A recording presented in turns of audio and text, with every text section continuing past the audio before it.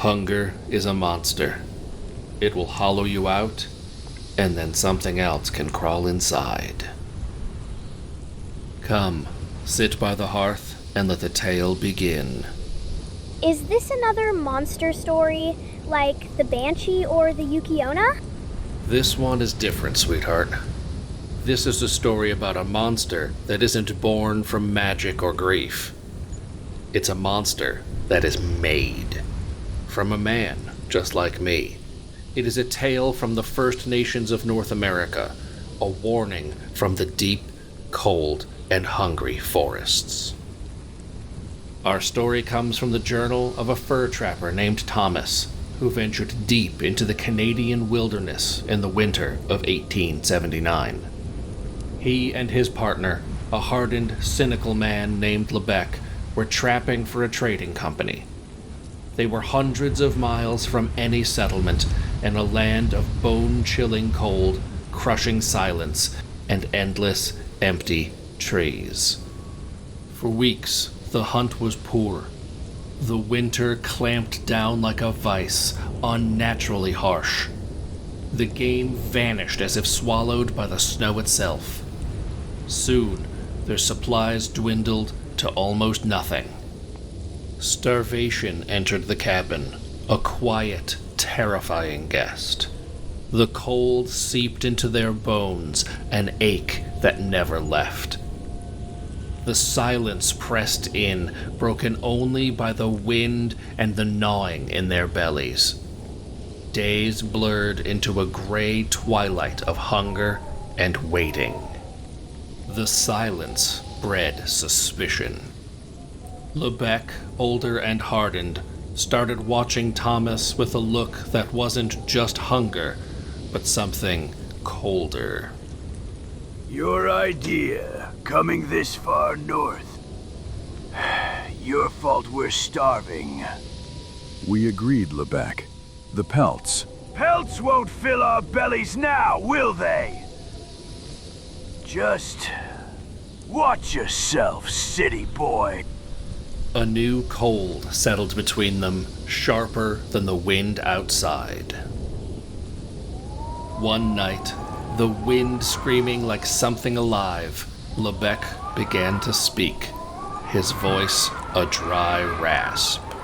They fear this land. They say there's a spirit, the Wendigo. Spirit of hunger. Looks like a man, they say, but wrong. Too tall, too thin. Skin like grey ice. Claws like knives. And its eyes burn like frozen stars. It stalks you for days. Whispers your name on the wind. Drives you mad with hunger. Until you eat the flesh of your own kind.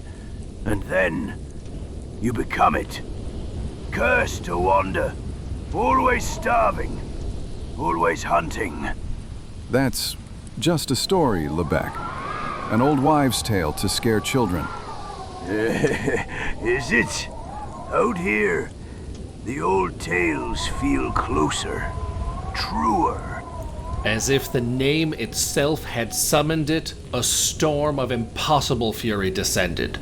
For 9 days, the wind howled, a high-pitched shriek, calling their names. The cabin was buried. Escape was impossible. Their food ran out. The hunger was an agonizing void. The wind was relentless, and now it seemed to whisper. Thomas thought he heard his name, soft and sibilant, just outside the walls. And then the scratching began. Slow, scraping, like a thin claw testing the wood. Did you hear that? It's come. The hunger. Outside. On the 20th day, Lebec stopped coughing. The silence was worse than the storm. Thomas was alone, trapped, with the body of his dead partner. Hunger gnawed not just at his belly, but at his mind. He saw shadows move. He heard footsteps circle the cabin. Was it the wind, or was Lebec right? This is the part of the story that was never written in the journal. Thomas was alone in the dark for 3 more days. The hunger burned away his sanity. The wind shrieked. The scratching returned, frantic now. The spirit of the Wendigo was at the door, whispering temptations. So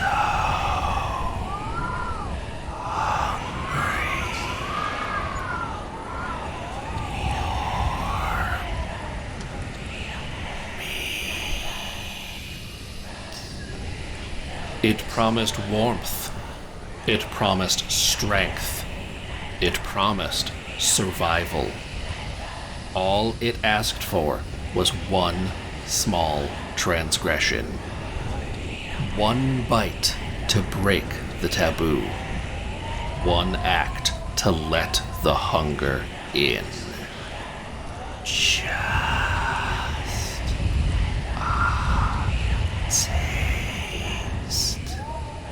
Survive. Become strong.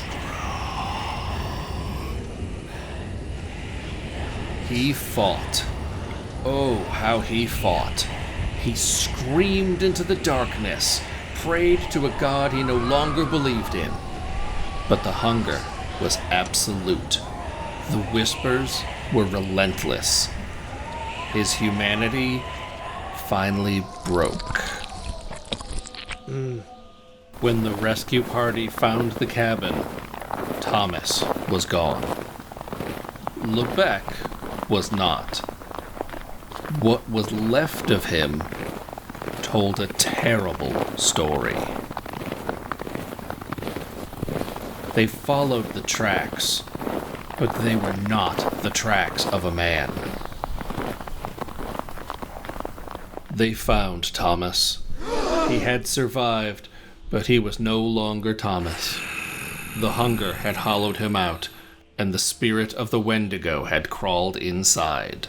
He had done the unspeakable, and he had been remade. So, he ate his friend? Of course he's a monster! Or perhaps the monster was already there, in the hunger, in the wind, just waiting to be let in. The legend of the Wendigo isn't just a ghost story. It's a terrifying reminder that the most dangerous monsters are often the ones we carry right inside ourselves. Next time, the horror isn't a spirit of the wilderness. It's a spirit in the home. We journey to 19th century Tennessee for one of America's most famous and terrifying true hauntings. A family tormented by an unseen entity calling itself Kate, a spirit capable of physical attacks, disembodied voices, and a cruelty that lasted for years. Don't miss the chilling conclusion to our spooky season, the true story of the Bell Witch. If you crave more tales that blur the line between this world and the next, join me every week in October for Spooky Season by the Hearth. From banshees to witches, each story will chill your bones and warm your heart. Subscribe and gather close. The fire's just getting started. Until next time, I am, as ever, your humble storyteller. May your nights be warm, your dreams filled with wonder, and your heart ever open to the magic of a good story.